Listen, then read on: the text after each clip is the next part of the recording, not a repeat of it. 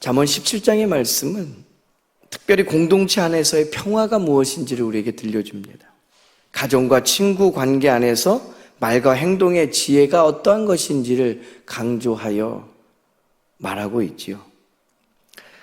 어느 주석을 보니까요, 이 잠언 17장을 설명하면서 사람과 사람 사이의 관계를 지혜롭게 지키는 법이 기록되어져 있고 설명되어진다 라고 이야기합니다. 하나님의 지혜는 인간관계의 평화와 정의 안에서 드러난다 라고 잠언 17장을 한 문장으로 이야기하며 소개해 주기도 합니다. 말씀의 삶이라는 거요, 곧 관계 안에서의 삶을 의미하는데, 신앙은 우리의 일상의 대화와 태도 속에서 증명된다라고 정리하고 있는 것도 보게 됩니다. 그러니까 우리가 말씀대로 살아갑니다, 믿음 지키며 살아갑니다 라고 우리의 하루의 일과를 이야기할 때 여러 만남과 얽히고 설킨 관계가 이어질 텐데, 믿음이란 건 그 일상에서의 우리의 대화 그리고 태도 속에서 드러나게 돼 있다라는 거죠. 우리가 삶이 예배가 되길 원한다라는 고백을 담을 때도 동일한 의미입니다. 오늘 잠언 17장 말씀을 통해서도 두 가지로 또 더 큰 은혜를 살펴보고자 합니다. 첫 번째는요, 화평은 큰 잔치보다 귀하다라는 겁니다. 오늘 본문을 시작하는 1절 말씀이요, 다시 한번 한 목소리로 받들어 읽도록 하겠습니다. 마른 떡 한 조각만 있고도 화목하는 것이 제육이 집에 가득하고도 다투는 것보다 나으니라. 아멘. 어떠셔요? 어떤 분은 이 새벽을 연휴 끝에 하루를 열면서 아휴 하면서 그래 라고 얘기하는 분도 분명 또 계실 것 같습니다.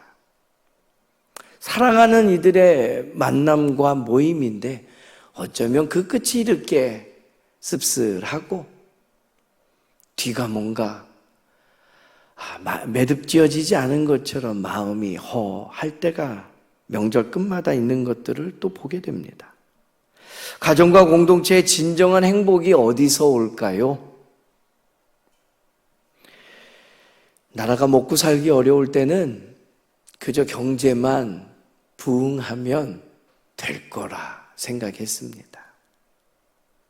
지금보다 조금 더 소득이 높아지고 손에 쥐인 것들이 있으면 행복할 거다 여겼습니다.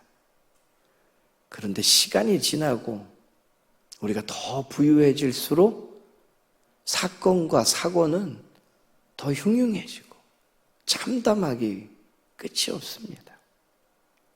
진정한 행복은 분명 물질에서 오는 것은 아닌 것 같습니다.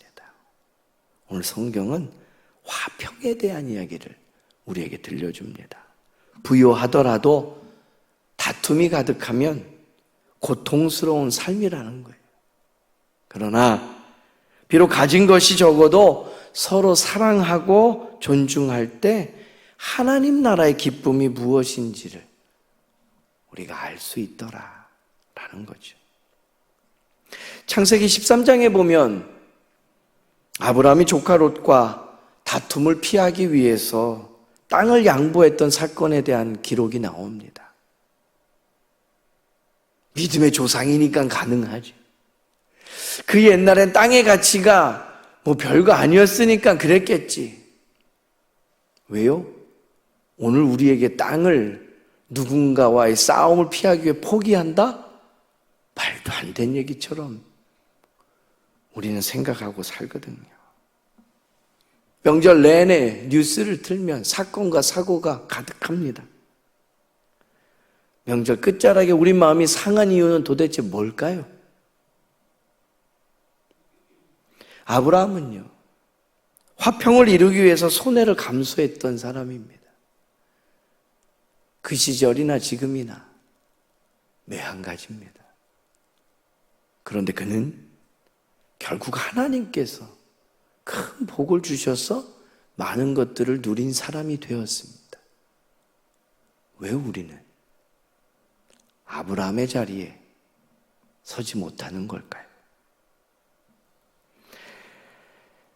마태복음 5장 9절 말씀에 보면 예수님께서 화평하게 하는 자에게 복이 있다 말씀하시며 그들이 하나님의 아들이라 일컬음을 받는다 했습니다.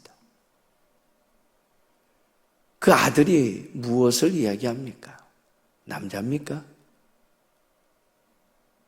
유업을 이을 자에 대한 이야기입니다. 하나님 나라의 것을 소유할 수 있는 자격을 가진 사람에 대한 이야기입니다. 그런데 우리는 하나님 나라에 대해 가치를 두고 있지 못한 것 같습니다. 아니, 하나님의 아들과 하나님의 딸이 되었을 때 누리고 얻게 되는 것들에 대해선 세상에 눈에 보이고 귀에 들리는 소식에 뒤처지는 것 같습니다. 골로새서 1장 20절 말씀을 보면 예수님께서 결국은 십자가에서 하나님과 우리 사이를 화목하게 하셨음을 보게 됩니다. 화평은 핏값으로 우리에게 주어진 것. 그것을 선물로 은혜인 줄 알고 받은 우리들입니다.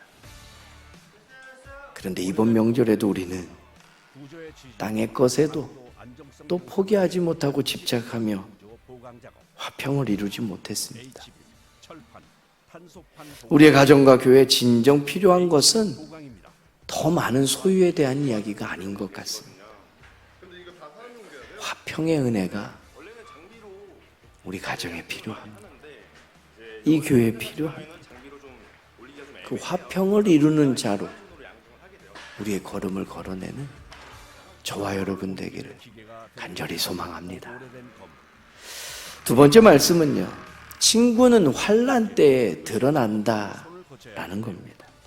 오늘 본문의 17절 말씀입니다. 한 목소리로 읽겠습니다. 친구는 사랑이 끊어지지 아니하고 형제는 위급한 때를 위하여 낳느니라. 누가 진정한 친구인가? 누가 나를 위로하고 내게 힘이 되어주는 의지할 만한 이인가? 평안할 때보다 어려울 때 더욱 드러납니다.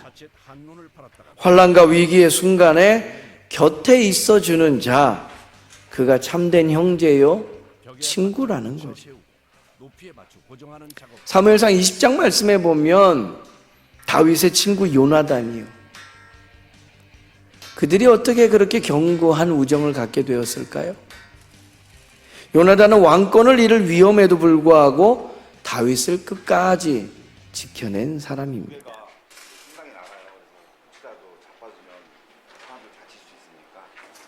예수님은 제자들을 향해서 이제는 너희를 종이라 하지 않고 친구라 하겠다. 요한복음 15장에 보면 그렇게 말씀하십니다. 그리고 그 장면에 하시는 말씀이 예수님은 우리를 위해 자기 목숨을 내어놓으신 참된 친구임을 알게 하시죠. 이렇게 보강 작업을 하고 나면은 한 50년 정도는 누군가를 위해 온전한 사랑을 해내는 사람, 그가 내 편입니다. 믿음의 길에서 성도는 절대 혼자가 아닙니다. 예수님께서 우리의 참된 친구가 되어 주셨듯이 말입니다. 우리도 서로에게 힘에 겨울 때, 외로울 때, 환난 가운데 붙드는 그런 형제요 친구가 되어줄 수 있기를 바랍니다. 그래야 우리에게 주어진 이 땅의 믿음의 길을 함께 완주할 수 있습니다. 이 새벽에 함께 기도하는 이가 있다는 것, 얼마나 큰 위로가 됩니까? 때로는 나 홀로 있는 것 같을 때 누군가 나를 위해 기도하고 있다는 것을 알게 하시는 성령의 위로요, 얼마나 큰 기쁨이고 감사인지 모릅니다.